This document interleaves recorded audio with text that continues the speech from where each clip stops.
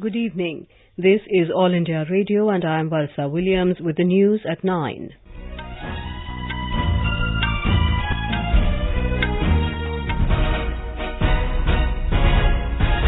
The headlines.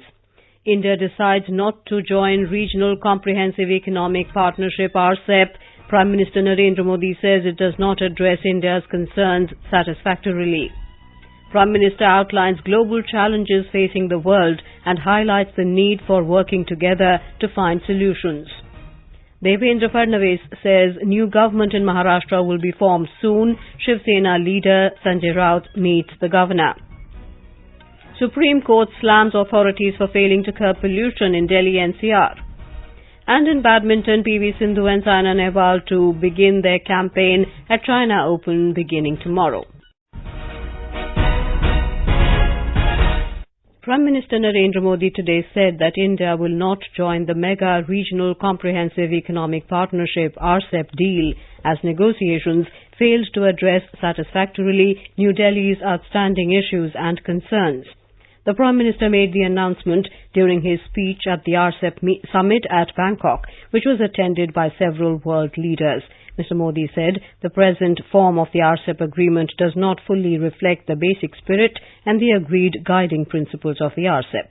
The Prime Minister said India stands for greater regional integration as well as for freer trade and adherence to a rule-based international order. Later, speaking at a press conference at Bangkok, Secretary East, Ministry of External Affairs Vijay Thakur Singh said core issues of the country will not be compromised and this decision has been taken in the interest of the nation. We have conveyed our decision not to join the RCEP to the participating countries. The reasons for not joining are the participating countries are aware of it. We had a very clear and a principled position for a fair and balanced outcome of the RCEP. We took the right decision in national interest.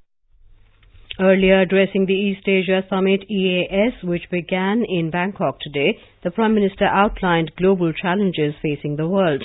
He highlighted the need for working together to find common solutions. Secretary East briefed about the details of the EAS. This is the 6th time that Prime Minister is participating in the East Asia Summit. And at this summit, which is the 14th, the leaders reviewed the future direction of EAS and also exchanged views on regional and international issues such as Indo-Pacific, terrorism, violent extremism and transnational crimes. They also discussed South China Sea, the situation in the Korean Peninsula, as well as in the Rakhine State in Myanmar. On the sidelines of the summit today, the Prime Minister met his Japanese counterpart Shinzo Abe, Vietnamese counterpart Nguyen Xuan Phuc, and Prime Minister of Australia Scott Morrison. With Shinzo Abe, Mr. Modi reviewed the evolving security scenario in the Indo-Pacific and agreed to further bolster bilateral cooperation in third countries for peace, prosperity and development in the region. In a tweet, MEA spokesperson Ravish Kumar quoted the PM as saying he eagerly looked forward to welcoming the Japanese Prime Minister in India next month for the annual India-Japan Summit. The Prime Minister has since left for home. Shiv Sena Rajya Sabha MP Sanjay Raut today said the party is not creating any hurdle in the formation of the new government in Maharashtra. Mr. Raut, along with his party colleague Ramdas Kadam, called on Governor Bhagat Singh Koshyari at Raj Bhavan in Mumbai and discussed about the evolving political scenario in the state. Speaking to reporters, Mr. Raut said the Shiv Sena is of the opinion that the new government in Maharashtra will be formed at the earliest. He, however, said the Sena has no clue as to why the government formation process is being delayed. हम चाहते सरकार बने और किसी की भी सरकार बनने में शिवसेना रोड़ा नहीं डाल रही है। जिसके पास बहुमत है वो सरकार बनाएगा, यही बात वहाँ भी चर्चा में आई। Earlier in the day, Maharashtra Chief Minister Devendra Fadnavis met Union Home Minister Amit Shah in New Delhi. Speaking to reporters, Mr. Fadnavis said he does not want to comment on anything being said by anybody in the government formation. He expressed confidence that the new government will be formed soon. Maharashtra को नई सरकार की जल्द से जल्द आवश्यकता है और जल्द से जल्द नई सरकार बनेगी। हम पूरी तरीके से आश्वस्त हैं। Meanwhile, NCP chief Sharad Pawar met Congress interim President Sonia Gandhi at her residence in New Delhi today to discuss the political situation in Maharashtra. Talking to reporters after the meeting, Mr. Pawar said he briefed Ms. Gandhi about the ground situation in Maharashtra. He said the BJP is responsible for forming the government in Maharashtra as they, along with their ally, have the numbers. He said neither Shiv Sena chief Uddhav Thackeray nor anyone else in the Shiv Sena has sought NCP support. Opposition leaders met in New Delhi today over issues of economic slowdown, unemployment, agrarian crisis, and the proposed Regional Comprehensive Economic Partnership RCEP agreement. Congress leaders Ghulam Nabi Azad and Ahmed Patel, Manoj Jha of RJD, Sharad Yadav of Loktantrik Janata Dal, T.R. Balu of DMK were among those who attended the meeting. Briefing media after the meeting, Mr. Azad said unemployment is high and decrease in GDP is a cause for concern.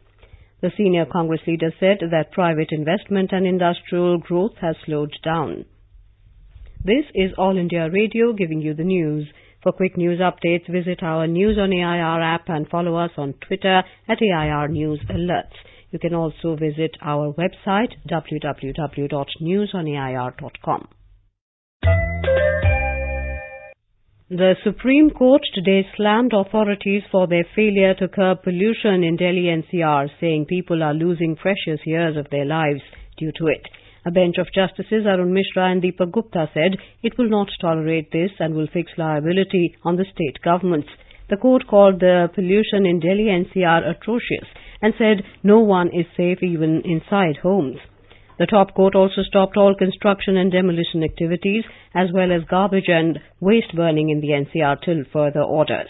The top court further said 1 lakh rupees penalty will be imposed for construction or demolition activities in Delhi-NCR, and the offenders involved in garbage or waste burning would be penalized by 5,000 rupees. The Apex Court summoned Chief Secretaries of Punjab, Haryana and Uttar Pradesh on Thursday, saying the time has come to fix accountability for this kind of situation which violates the right to life of citizens. While directing authorities in Punjab, Haryana and Uttar Pradesh to take steps to extinguish the burning stubbles, the bench said it has no sympathy for farmers indulging in it as they are putting lives of others at risk. Meanwhile, the National Green Tribunal asked the officials of various government departments to appear before it tomorrow. The Principal Secretary to Prime Minister, Dr. P.K. Mishra, today reviewed the measures taken by the states of Punjab, Haryana and Delhi to tackle air pollution. Dr. Mishra sought to know the details of additional measures taken to check fresh cases of fire and stubble burning in these states during the last 24 hours. The odd-even car rationing scheme came into effect in the national capital from today. It will continue till the 15th of this month. The scheme will be in effect from 8 a.m. to 8 p.m. on all days except Sundays. Violations of the rule will invite a fine of 4,000 rupees. Meanwhile, pollution levels in the national capital dropped marginally this morning due to a slight increase in wind speed, but the air quality remained in the severe category. Around 4 a.m. in the morning, Delhi's air quality index was recorded at 438. However, by the end of the day, it came down to poor category. The extremely severe cyclonic storm Maja over east central and adjoining west central Arabian Sea moved northwestwards and likely to cross the Gujarat coast between Diu and Porbandar as a cyclonic storm by early Thursday. It is very likely to intensify further till Tuesday morning and weaken thereafter. AIR Ahmedabad correspondent reports that Gujarat Chief Minister Vijay Rupani has reviewed the state's preparedness in a high-level meeting in Gandhinagar through video conferencing with all district authorities. After the high-level meeting in Gandhinagar, Additional Chief Secretary of Revenue Department Pankaj Kumar said that state is fully prepared to minimize the impact of cyclonic storm Maha. He said that 15 teams of NDRF are in Gujarat and additional 15 teams have been called as a precautionary measure. About 12,000 fishing boats have been returned at different ports of Gujarat, while remaining 600 are likely to return back at the earliest. The Western Naval Command has also kept 4 ships of the Western Fleet ready to render assistance as and when required. Yogesh Pandya, AIR News, Ahmedabad. Cabinet Secretary Rajiv Gauba today chaired the National Crisis Management Committee meeting in New Delhi and took stock of the current situation and preparedness for rescue and relief operations. Home Minister Mishra today said that India attaches special importance to the Shanghai Cooperation Organization (SCO) and always stands for the help of disaster-affected countries. He was addressing the opening session of the SCO joint exercise on Urban Earthquake Search and Rescue 2019 in New Delhi. He said that India has launched a geostationary satellite to improve communication and weather forecasting among the South Asian countries. हमने south Asia जियो stationery communication satellite launch किया है, जिससे दक्षिण एशियाई देशों में संचार, मौसम की भविष्यवाणी आदि में बहुत सुधार होने की संभावना है। हम एक वैश्विक आपदा प्रतिरोधी अवसंरचना संगठन लॉन्च करने में भागीदार देशों और प्रमुख स्टेक होल्डर के साथ मिलकर काम कर रहे हैं। Our correspondent reports that the objective of the proposed simulation is to practice and strengthen the national and international response, coordination protocols and methodologies in a major earthquake scenario requiring international assistance. Defence Minister Rajnath Singh has said India has a robust defence industrial base and has become a hub for repair, maintenance, overhaul and servicing industry for various platforms. Addressing the Ambassadors' Roundtable on Defence Expo 2020 in New Delhi today, the Defence Minister said the character of warfare is changing, and in this information age, the challenge is not just to prepare for contingencies, but also to repel threats from multiple sources. Mr. Singh said the role of artificial intelligence, big data and blockchain technologies has already revolutionized the existing paradigm of fighting wars. He urged the defence ministers of the countries to participate in the Defence Expo to be held in Lucknow from the 5th to the 8th of February next year. ISRO Chief Dr. K. Sivan has said that data from the orbiter of the Chandrayaan-2 satellite, which developed a snag while attempting a soft landing on the lunar surface last September, is being collected at the ground centre. Speaking to reporters in Thoothukudi, Tamil Nadu today, Dr. Sivan said data are being analysed by the scientists in great detail. He said the first set of preparatory works of ISRO's manned space mission Gaganyaan had been completed and that trials connected with the second stage preparations have already begun.